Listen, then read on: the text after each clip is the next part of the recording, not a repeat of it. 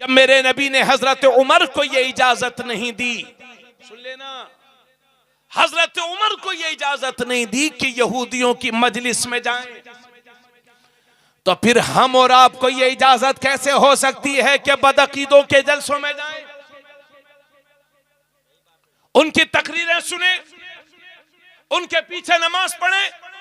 अब वो बात में जो मैंने कही थी, ये दौरे हाजिर में जितनी वहाबियत फैल रही है, बदअकीदगी फैल रही है, इसकी सबसे बड़ी वजह है नेट। चूंकि लोग घर बैठे बैठे उलमा की तकरीर सुनते हैं और सुनते सुनते किसी दिन वहाबी की तकरीर लगा देते हैं, कुछ समझ में आ जाती है थोड़ी बहुत, और उसके बाद फिर वही तकरीरें सुनना शुरू कर देते हैं। जी, कितने लोग मोबाइल के जरिए से बदअकीदा लाबी की तकरीरें सुनते सुनते वहाबी हो गए, बदअकीदा हो गए। इसलिए आपके लिए यह लाजिम और जरूरी है कि नेट के जरिए से भी सिर्फ सुन्नी उलमा की तकरीरें सुने। भाई, अगर एक बाल्टी दूध में शराब का एक कतरा डाल दिया जाएगा तो मुझे बताइए कि दूध पीने के काबिल रह जाएगा? नहीं रह जाएगा। एक बाल्टी पानी में अगर पेशाब का एक कतरा डाल दिया जाए तो कोई पानी पिएगा? तो अगर कोई पूरी जिंदगी अल्लाह अल्लाह करता रहे, हुजूर की तारीफ करता रहे, मगर मेरे नबी की शान में अदना सी भी गुस्ताखी कर दे तो वो मोमिन रह जाएगा? नहीं। बस यही आपसे कह रहा हूं कि इनकी मीठी मीठी बातों के चक्कर में मत पड़िए और अपने अकीदे की हिफाजत कीजिए, ईमान की हिफाजत कीजिए, है ना। ये देखिए, ये मेरे हाथ में 50 का नोट है, आप गौर कीजिए, इसमें पहले बना है 5, एक जीरो और लगा दीजिए, 50 हो गया, एक जीरो और लगा दीजिए, माल बनेगा 500 रुपया, उसी पर एक जीरो और लगा दीजिए, माल बनेगा 5000, उसी पर एक जीरो और लगा दीजिए, माल बनेगा। थोड़ा बोलिए, थोड़ा मुस्कुराइए, थोड़ा बोलिए। आप लोग तो सो गए। सोना जंगल रात अंधेरी छाई बदली काली है, सोने वालों जागते रहियो चोरों की रखवाली है। चोरों की रखवाली है। पहले लुटिया चोर होते थे, अब पढ़े लिखे चोर हैं। अरे भाई, ये जो छोटी छोटी चोरी होती है ये बेपढ़े लिखे लोग करते हैं, और जो आपके अकाउंट से पैसा साफ करते हैं वो बेपढ़े लिखे लोग होते हैं क्या? तो बताइए, वो डॉक्टर भी तो चोर हैं कि जिनके पास दवाई लेने गए, दर्द है पेट में और MIR हो रही है सर की। बोलो, वो डॉक्टर भी तो चोर है और वो इंजीनियर भी तो चोर है जिसने ठेका लिया आला क्वालिटी का और रोड एक बारिश न झेल पाया। और वो मौलवी भी तो चोर है जिसका कोई मदरसा नहीं है और रमजान में रसीद लेकर निकल जाता है। तो हर किस्म के चोरों से बचिए। इन माल वाले चोरों से ज्यादा खतरनाक है ईमान चोर, ईमान पर डाका डालने वाले। डाका डाले, ईमान के डाकुओं से अपने ईमान की हिफाजत कीजिए। ये मेरे हाथ में 50 रुपया, 10 रुपया है क्या? जरा 10 रुपये दीजिए, 10 रुपया दीजिए। आपके पास छोटे नोट मिलते ही नहीं है हसन भाई। जब तक सुन्नी जिंदा है आपको टेंशन लेने की जरूरत नहीं है। मेरे मदरसे में कभी कभी हमारे स्टाफ के लोग हंसी करते हैं, मौलाना साहब रात में कहाँ गए थे, मैं बता देता हूँ। तो कहने लगे संभालना। मैंने कहा जब तक सुन्नी जिंदा है तब तक तो टेंशन है नहीं, और जिस दिन सुन्नी जिंदा नहीं रहेगा तो मैं जिंदा रह के करूंगा क्या? ये मेरे हाथ में 10 का नोट है। इसमें आप देख रहे हैं पहले बना है 1, उसके बाद बना है 0, इसी पर एक 0 और लगा दीजिए, माल बना 100 रुपया, उसी पर एक 0 और लगा दीजिए, माल बना 1000, उसी पर एक 0 और लगा दीजिए, माल बना 10,000, एक 0 और लगा दीजिए, माल बना 1 लाख। 0 बढ़ाते रहिए, बढ़ाते रहिए, कीमत बढ़ती रहेगी, बढ़ती रहेगी, बढ़ती रहेगी। फिर इतनी बढ़ जाएगी कि काउंटिंग से बाहर, शुमार से बाहर। अब एक काम कीजिए, इस शुरू में जो 1 है इसको हटा दीजिए। अब कितना बचा? 0 0 0 0 0। चाहे कटिहार तक 0 लगाओ फिर भी 0, चाहे कोलकाता तक 0 लगाओ फिर भी 0, चाहे दिल्ली तक 0 लगाओ फिर भी 0, क्योंकि इन 0 की कीमत इस इकाई के साथ है। अगर इकाई है तो 10 है, इकाई है तो 100 है, इकाई है तो 1000 है, इकाई है तो 10,000 है, इकाई है तो 1 लाख है। मुझे कह लेने दीजिए, गोया के इसी इकाई की तरह हमारा ईमान है। अगर ईमान है तो नमाज कबूल है, अगर ईमान है तो रोजा कबूल है, अगर ईमान है तो हज कबूल है, अगर ईमान है तो तस्बीह कबूल है, अगर ईमान है तो सब कुछ कबूल है, वरना सब कुछ फजूल है।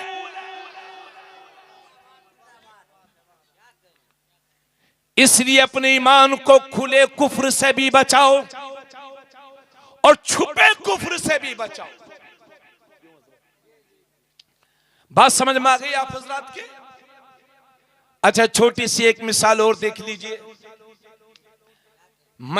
आप मुझे देख रहे हैं ना, मैं बोल रहा हूं, आप देख रहे हैं मुझे, लेकिन जब तक बोलूंगा बाबू, जब तक बोलूंगा, जब तक बदन में जान है, और जैसे ही बदन से जान निकलेगी तो बोल पाऊंगा, आप लोग सुन पाएंगे।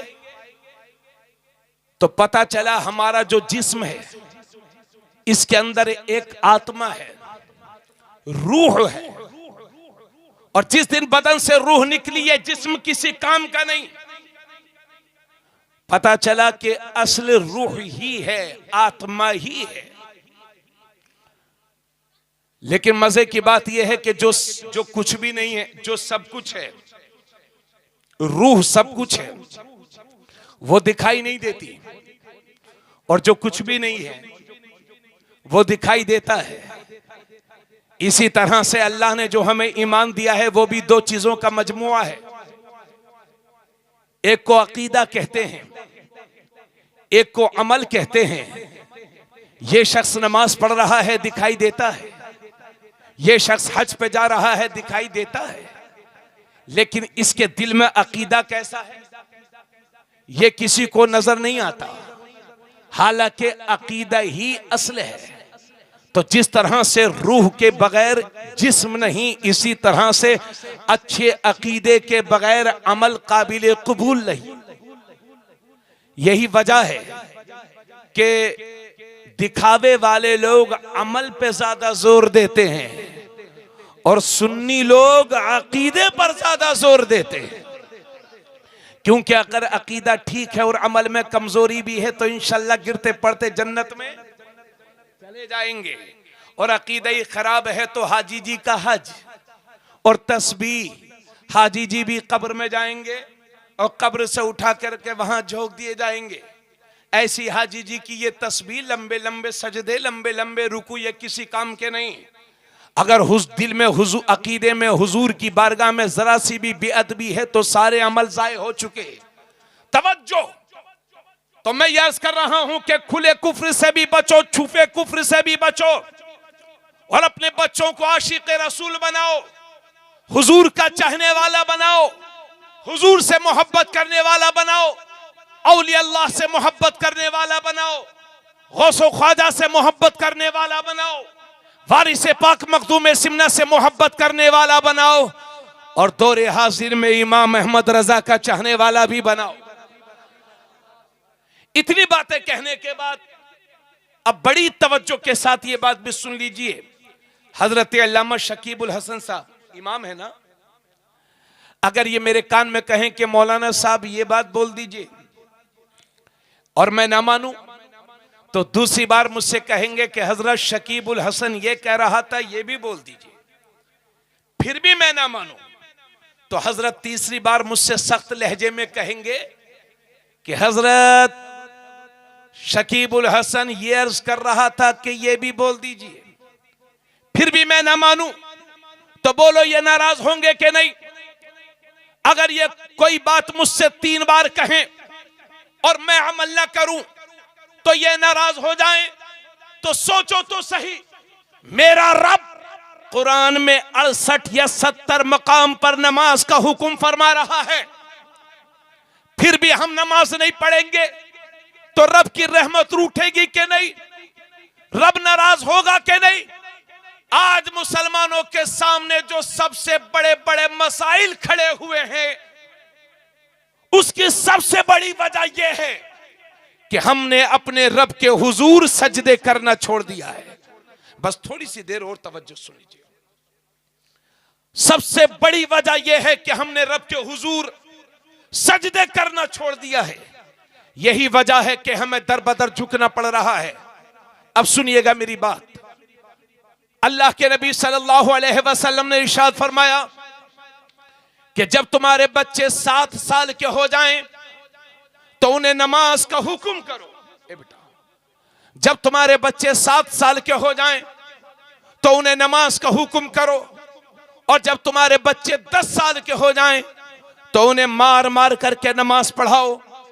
हालांकि ये उलमा जानते हैं कि 10 साल के बच्चे पर नमाज फर्ज नहीं होती, मगर इतनी ताकीद के साथ इसलिए हुक्म दिया जा रहा है ताकि जब बचपन ही से नमाज की आदत रहेगी तो बालिग होने के बाद नमाज छोड़ने का ख्याल भी न कर सकेगा। फिर सुन लीजिए, अल्लाह के नबी फरमाते हैं जब तुम्हारे बच्चे 7 बरस के हो जाएं, 7 साल के हो जाएं तो उन्हें नमाज का हुक्म करो, और जब तुम्हारे बच्चे 10 साल के हो जाएं तो उन्हें मार मार करके नमाज पढ़ाओ, और जब तुम्हारे बच्चे 10 साल के हो जाएं तो उनके सोने के बिस्तर अलग अलग कर दो। यानी 10 साल उम्र होने के बाद कोई भी भाई अपनी बहन के साथ न सोए, कोई भी बहन अपने भाई के साथ न सोए। बच्चों की उम्र 10 साल हो जाए, उनके सोने के बिस्तर अलग अलग कर दीजिए। अल्लाह के नबी सल्लल्लाहु अलैहि वसल्लम फरमाते हैं हर चीज की एक पहचान है, और ईमान की पहचान नमाज है। जोर से बोलो सुभान अल्लाह। हर चीज की एक पहचान है और ईमान की पहचान नमाज है। अल्लाह के नबी सल्लल्लाहु अलैहि वसल्लम फरमाते हैं जो सुबह सुबह बाजार की तरफ जाता है तो वो शैतान का झंडा लेकर के जाता है, और जो सुबह सुबह मस्जिद की तरफ जाता है तो वो अपने ईमान का झंडा लेकर के जाता है।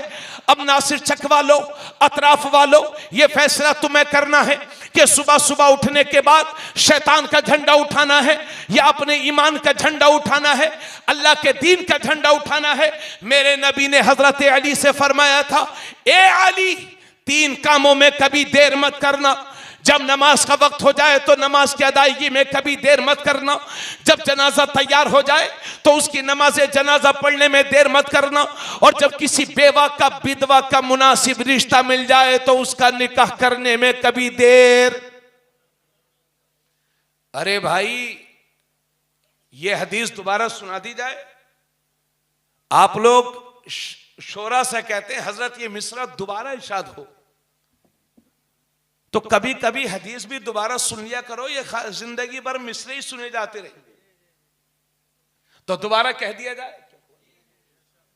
बोलो दोबारा कह दिया जाए। से कब थम जाएं कोई भरोसा नहीं। पहले रोड कच्चे होते थे, एक्सीडेंट होते थे, 1-2 लोग मरा करते थे। आज एक्सप्रेसवे बने हुए हैं, पूरी की पूरी गाड़ी पलटती है और पूरी की पूरी फैमिली खत्म हो जाती है। इसलिए लोगों, होश की दवा लो। यहाँ कोई बंदा ऐसा नहीं है जो ये कह सके कि मैं हमेशा के लिए आया हूँ, और ये मत सोचना कि मैं मर जाऊंगा तो पूरा नासिर चक मेरे ऊपर रोएगा। मैं कौन रोता है? ज्यादा से ज्यादा घर के 10-15 लोग रोते हैं। उसके बाद 10-15 दिन बाद उसी घर में बिरयानी बनती है, बेहतरीन खाने बनते हैं, लोग हमें भूल जाया करते हैं। इसलिए इस चक्कर में मत रहना कि हम हमेशा के लिए आए हैं। यहाँ कोई हमेशा के लिए नहीं आया है, हमेशगी अल्लाह को है। हम सब फानी हैं, बाकी रहने वाली जात खुदा की जात है। इसलिए मेरे अजीज, आज की महफिल में आए हो, आले रसूल तशरीफ लाए हैं, ताजदार अंबिया कॉन्फ्रेंस में आए हो, तो खाली हाथ वापस मत जाओ। अपने गुनाहों से तौबा करके जाओ और कभी कभी कब्रिस्तान जाओ, इबरत हासिल करो।